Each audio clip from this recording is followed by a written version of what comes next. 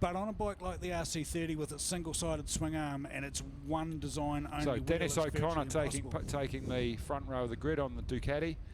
You've got Gordon Wilcock on the FZR1000, and watch this guy, Andrew Rudd on the Motard. That's an unusual bike to have in a race here anyway, but he has put on an outstanding display. He was 4th and 5th in the last few races, and on a bike half the size. The one next to him is twice the size of his bike. So, and a great start from Andrew Rudd makes that Yamaha look a bit daft. Made it look very ordinary off the line. And in fact, Dennis O'Connor got a good jump off the line as well. Yeah. No, he's in the lead first going into the first corner. So it's Dennis O'Connor, Gordon Wilcox and Andrew Rudd. I'd suggest that Gordon should have the horsepower to break away from the Rudd's Motard. just lost another place to somebody. But the Motard will certainly have the speed through the infield. Motard's a great bike through the tight infield stuff. Sometimes they lack a wee bit on the straights, but it doesn't look like Andrew Rudd's does at all. And look at that, right up around the outside of Gordon Wilcox. What a breathtaking move from Andrew. Absolutely stunning. He's not supposed to put his leg down, I don't think. I talked with the club about that earlier, and there's no rule preventing the Motard riders from leg out. Well, you never have motards racing with anybody else normally, so that's probably, if they're all doing it, it's not really a problem. Yeah. But yeah, it's certainly it's an unusual thing to see in a road race where you've got riders putting their legs down. It is a little distracting for the riders, I can assure you of that. But after a couple of sessions racing together, you soon work out where they're doing it and where they're not doing it, and you know to look out for the leg. So he's keeping some much bigger bikes behind him, Andrew Rudd. You've got to admit the guy can certainly ride that bike, and he's obviously tuned it really well. See, that's an unusual line he took through the dipper. Yep. He was able to tip that bike over and lean it into the right-hander way quicker than any of the road bikes. Oh, and we've just had Dennis Charlotte run straight on through after the double left-handers by the look of that. Must have missed his braking marker into the dipper, so he'll have to drop back some places. No, he's actually coming. He's pulling in. He's decided that perhaps the tyres might not be up to it, and it's not worth risking someone else's irreplaceable classic piece of machinery. Yeah, a wise move and a good choice, Dennis. Congratulations to you for bringing it out and showing it. So well done to the owners of that bike. Well, that leaves the door open for Gordon Wilcock and Dennis O'Connor. Dennis is certainly a quality racer, having raced. Kevin Goddard's up to second spot on the TZ250. Oh, there's so we've got another 900 Ducati versus TZ250 versus 750 Honda Yamaha. So I mean, there's a bike a quarter of the size in second spot. True, but a bona fide Grand Prix bike. Oh, absolutely. No less. Yeah. And as we said earlier, the most successful GP bike ever built. So absolutely. So interesting little race there. Lots of different bikes, different styles of bikes to choose from. Myself, I'm an FZR1000 type of guy. I like the way they make their power. The two-strokes are a bit fierce and a bit ferocious for me, and probably demand to be ridden a lot with a lot more finesse. The thousands, you can be a bit more brutal and a lot more lazy on them.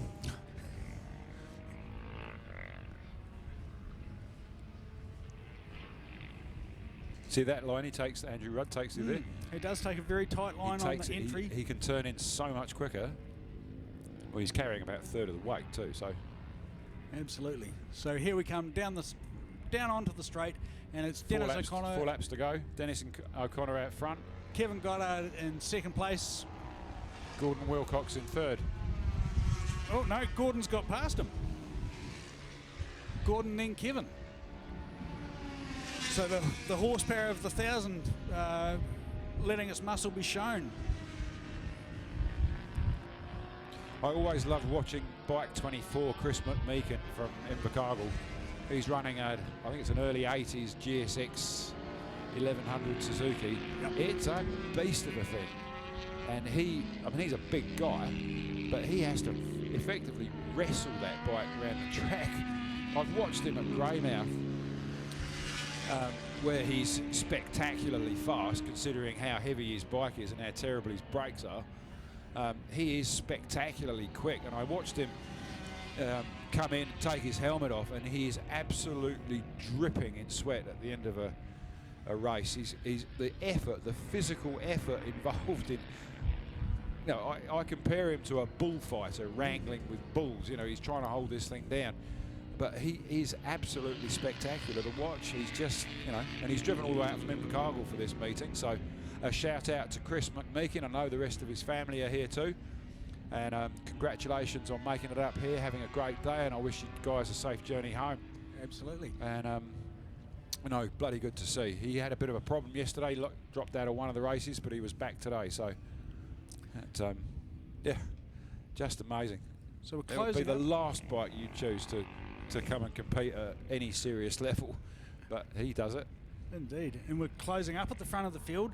Gordon's having a bit of a lunge. Here we go, and there's the horsepower that I was talking about. Yeah. That's the advantage of the big inline four-cylinder FZR1000 that Gordon's running. So, oh no, he's running a YZF750. So YZF750 was introduced in 1994 by Yamaha to take over from their aging flagship superbike, the OW01. And that bike, when it was released, if that's the SP version, would have been 44,000 New Zealand dollars in 1994. Whoa. And add another 10,000 if you wanted the radiator, the exhaust pipe, and the ECU from the race kit. So $34,000 in 1994. 94. Man, you must be getting up to be able to buy a house somewhere for that. You were able to buy a house at that time. And to put it in perspective, the OW01, when it came out, it was similar money. It was about $32,000 plus $15,000 for the race kit. Jeez. And at that exact time, a friend of mine bought an OW01 and I bought a house for the same money in the same town. Has he still got his OW? Unfortunately, that guy lost his life at the Isle of Man TT a few years ago, a legendary Kiwi rider by the name of Stuart Murdoch from Dunedin. Yes, yes. But that bike is still running around. So he wouldn't have needed a house anyway. No, that's right, that's right. That bike's still running around. It's down in Tiana, I believe, at the moment. Being owned by Sid someone or other. Sorry, Sid, I've forgotten your last name, mate. But yeah, 2 OW01s down there. Great bikes. So white flag's out, 1 lap to go. And I'd suggest it's Gordon Wilcox by 3 or 4 seconds. By a country mile, actually. There we go, 1, 2, about 3 seconds. So, to be honest, a great ride from Dennis O'Connor, given the power disadvantage that Ducati 900cc's got on the Yamaha YZF750, which, like I said, was a full-blown production race bike. So, great ride from Dennis O'Connor. Kevin Goddard on the TZ250, another bona fide Grand Prix bike, absolutely fantastically prepared and a beautiful looking motorcycle. I know Kevin spent a lot of time hunting down that particular bike, and he spent a lot of time and effort putting it back to the condition where it should be, and it looks absolutely fantastic running around there in 3rd place. Congratulations, Kevin Goddard. So our world-class checkered flag waver Wendy Guy has one more job to do before the race meeting is over. There we go, Gordon powering his way through onto the sweeper now. Just a nice easy run through the sweeper for him. A good clean line on the exit, and he should have this one in the bag. Here we go, down the straight. And Gordon Wilcox, YZF750 in 1st place.